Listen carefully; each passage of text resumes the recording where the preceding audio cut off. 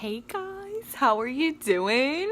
I've gotten to a point where I'm just so freaking wise that I unsprung a crystal right in my third eye.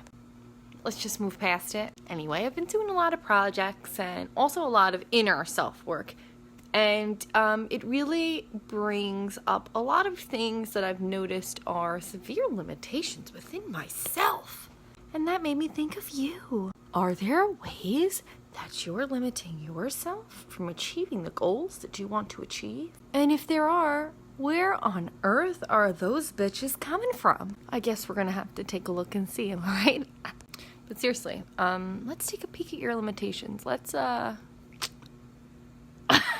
You got me. It wasn't real. Now you all know. But anyway, let's take a look deeper. Let's check out those limitations and see where they're coming from. So for those of you who don't know what limitations are, here is a bit of background.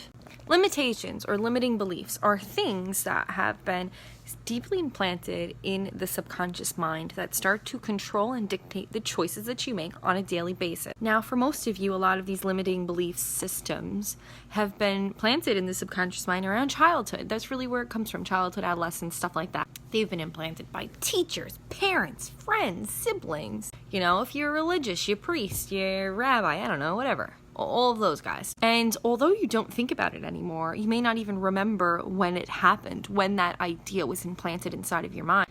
It affects you every single day. Oh, unfair, I know. But that doesn't mean that you need to live with those. And you can figure out what they are. I've just discovered a giant limitation within myself that I released in a matter of 2 minutes. Now I know you're all like, Mel, what is that limiting belief? I'm gonna tell you, okay, I'll let you know. So one of my goals and aspirations is to venture out into motivational speaking and speaking in front of large crowds, large groups of people. When I think about doing that, it feels good, it feels right. I know I have a big message to share and I wish that my audience would get larger and larger and larger. But also, I think of, oh my God, am I gonna be able to do that? Am I gonna have a panic attack? Oh my God, all of that bullshit comes into play. So I'm working on asking myself, okay, where is the idea that I would be nervous or scared stepping on stage in front of a large group of people coming from? Who has planted that seed? Who has created that thought inside of me? And I think, and it all goes back to second grade, you guys.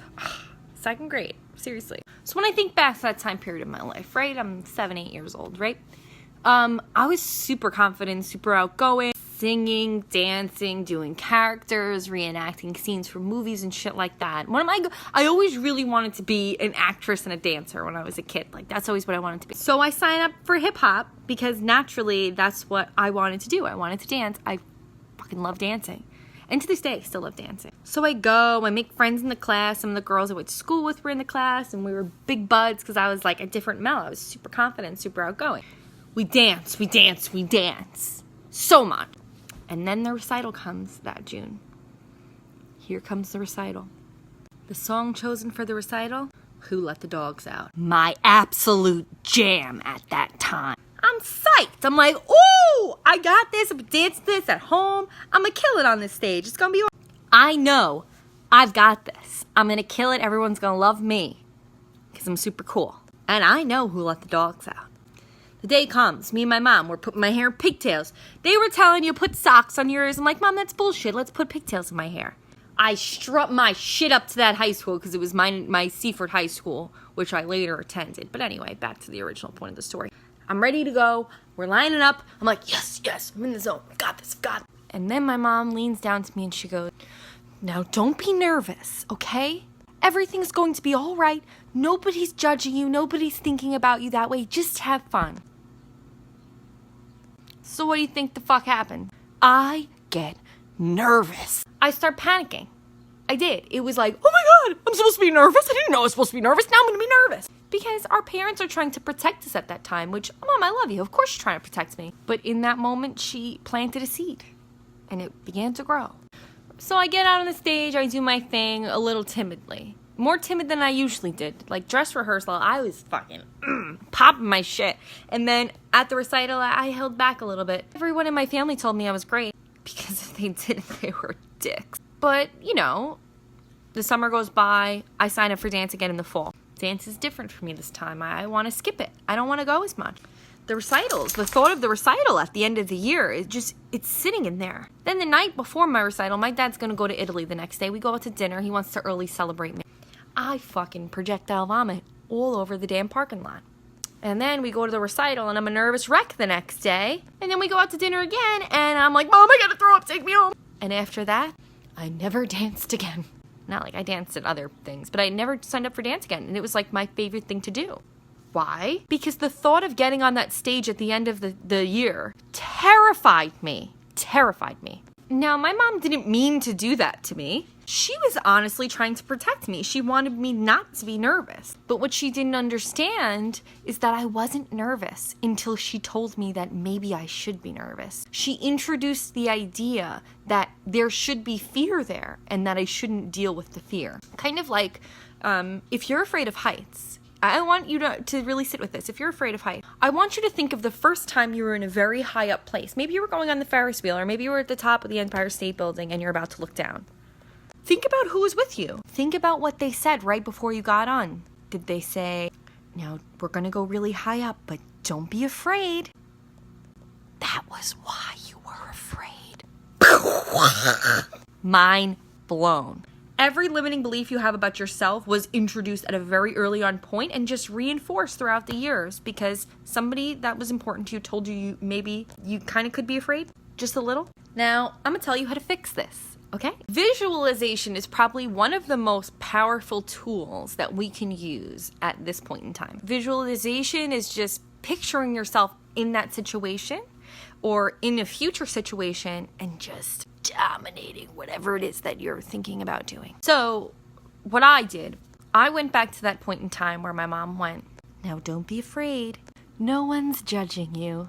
And I visualized myself getting bigger, becoming taller, more powerful than her at that time. Because what you have to remember is when you're a child, your parents are the epitome of power. They're like God to you. So I made myself bigger than her. And I said to her inside of my mind, I visualized myself saying to her inside of my mind, I don't need you to tell me that. I am powerful, I am strong, I am confident. Thank you for doing your best, but I no longer need you in here.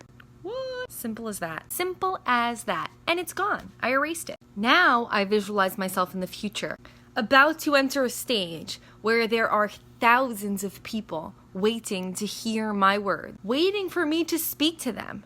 And if I feel nervous, I remind myself that idea comes from her, not from me. I am powerful and confident and I have something of value to say. And I visualize myself walking out onto that stage gracefully. I visualize myself speaking from my heart. I visualize the faces of the people in the audience and how touched they are being by my words. And then I visualize them standing and applauding for me. And I bring in all of the love that is connected to that feeling. And that creates my future. That eliminates my fear. And so, if you have a limiting belief, practice some of these visualization techniques. You'll be surprised at how easy it is. How well it works. It's all about imagination. And if you're parents, okay, you may not like what I'm about to say, but I really don't give a fuck because my interest doesn't lie with you. Your limiting beliefs are already planted. My interest lies with your children because they are the future and you are the one who is limiting them. You are God to your children. Everything you say to them plants an idea inside of their head. Do not tell them they should be afraid. Do not even offer the idea that they should be afraid. Make sure that you build up their confidence and understand that if they're afraid to do something, if they're not doing something, it's because of you. I will never tell anyone how to parent. You are a parent, so you need to parent how you're going to parent. But if your child is afraid of something, recognize that it's because of you. You are to blame for that because you are everything to them. So what are you going to do about that? Are you going to continue to do it and make them afraid so that they limit themselves and then have to do a ton of work in the future to eliminate all of these limiting beliefs? Or are you going to say, hell yeah, babe, you're going to kill it. Get on out there and do it. I know you can. Do it. That's what I'm telling you to do. I've heard that children don't come with an instruction manual. I don't expect you to know what to do, but I do expect you to listen to the words that I'm saying right now. You are responsible for your children's limitations and fear. If your child is not doing something, it is because of something you said. Even if you didn't say it directly to them and said it to your spouse or to anyone else around, they have ears. They're listening to you. It doesn't matter how old they are. And they're internalizing that and limiting themselves here. Do not take away their freedom of choice. Do not tell them, don't be afraid, because you're introducing the idea that they should be. And that breaks my heart. And I hope that you can recognize and take ownership that you may have done that. But you can fix it and you can be conscious moving forward of it. And I hope that you do. Not for me. Not for you, but for your baby that's going to take on the world. Fearless. And as for the rest of you non-parent fuck, or maybe the parents themselves, the adults here, hey, how you guys doing? Everything that's stopping you can be fixed. It can be solved. The question is, are you willing to do the work to take a deeper look at it? It's not easy. I'm not going to tell you it's easy. It's so hard. But it's so worth it. And you will be unstoppable and be able to live the life have the freedom that you want. Isn't that amazing? How does it get any better than that? So, what are your limitations? What belief systems did you adapt to? Do you want to let go of them? I think you can. I think you want to. And I send you all of the love and respect and energy that you're going to need to do that. And you will do that. And you're going to kill it. Okay? And if you need any help on that journey, know I'm here. I'm always here. And I can help you establish the tools that you may need. Till next time. Love you guys.